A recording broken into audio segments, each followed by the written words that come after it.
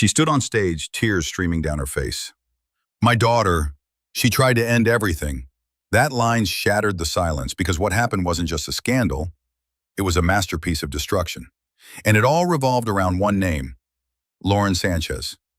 How did a girl from Albuquerque become the puppet master behind one of the world's wealthiest men? Stick around, because what follows is both mesmerizing and terrifying. Born on December 19, 1969, in Albuquerque to a working-class Mexican-American family, Lauren's childhood was anything but glamorous.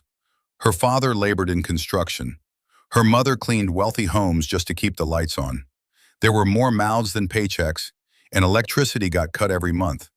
But even back then, Lauren's eyes were already calculating. Neighbors remember a girl who never cried when she fell, but always remembered who pushed her. By age 10, she was forming social coalitions and tearing others down with whispers and gossip. In the schoolyard, she tasted power and decided to keep it. Fast forward to UCLA, where she studied journalism. She befriended Jennifer Clark, the golden girl with a guaranteed CNN internship. But instead of sincere friendship, Lauren sowed doubt, questioning her work, planting rumors about her mental health. When Jennifer applied elsewhere to gain experience, Lauren quietly used her contacts to land that CNN spot. Jennifer never recovered. Lauren did. But media manipulation wasn't her only weapon. She had bigger targets in mind. At KCOP in Los Angeles, Lauren landed a reporting job, and she had an eye on the anchor seat. Her rival, Rebecca Torres. Respectable, professional, respected, until Lauren turned the lights on, too bright. She discovered, briefly, Rebecca struggled with alcohol. She whispered it to management. Then, one morning, Rebecca's car refused to start. Thanks to a few bolts Lauren loosened overnight. She arrived late, flustered, and that gave Lauren the opening. At the same time, an anonymous tip arrived. Rebecca showed up drunk. A week later, Rebecca was out. Lauren was in. Rebecca remembers, I lost my job, my reputation, and then my family. All orchestrated to step over her. But that was just the warm-up. The main event came at Fox 11. Samantha Davis wasn't just a presenter, she was the face of Fox 11. Loved by viewers, respected by peers. That reputation made her a target. Enter Lauren again. She befriended Samantha's assistant, bright, ambitious, but young. Over time, Lauren quietly extracted damaging personal details. Samantha's affair with a married producer, her ex's influence in the newsroom, thoughtful conversations about ethics masked her intent, until the rumors leaked to management. An internal investigation followed.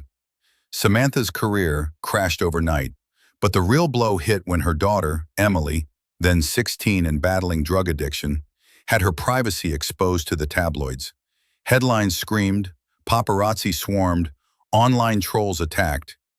Emily ended up trying to take her life. Samantha's voice cracks.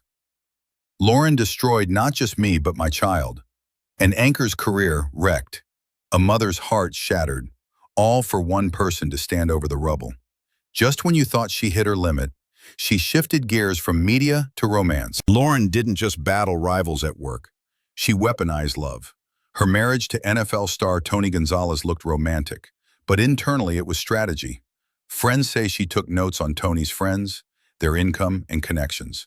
She targeted his inner circle, pushing people away, one false rumor at a time.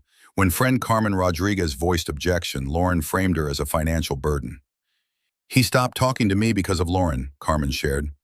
Later, Lauren moved on to tech investor Patrick Whitell.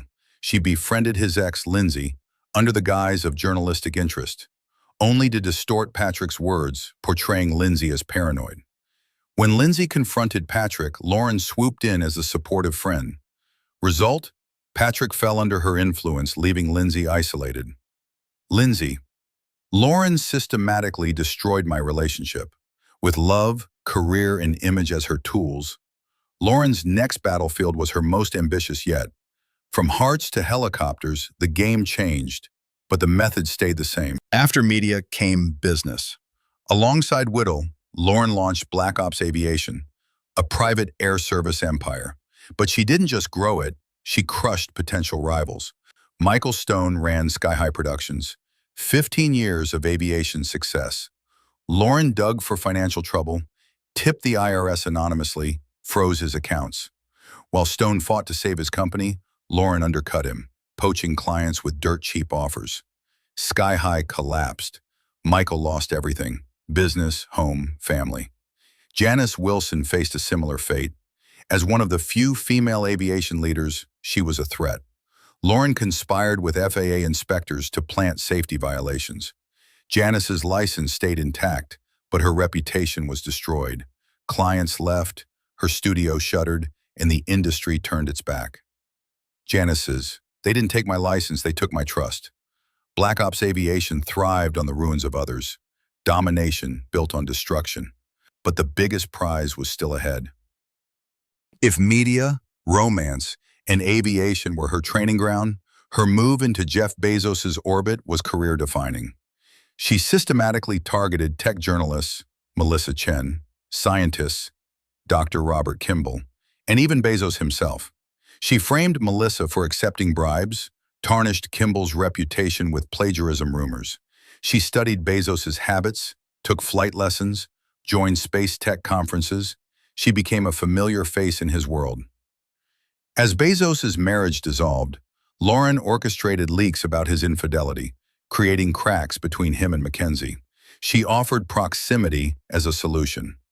By the time their relationship went public and their wedding happened in June 2025, she had already reshaped his personal and professional sphere. Several of Bezos' long-term loyalists quietly resigned. Insiders say Lauren's influence cut deep. Unseen confidant. She didn't marry into billions, she engineered them. 3 decades. Manipulation across media, marriage, business, and billionaires. Whispers call her America's most poisonous woman.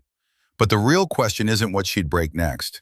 It's what it means for power, wealth, and trust. Your turn.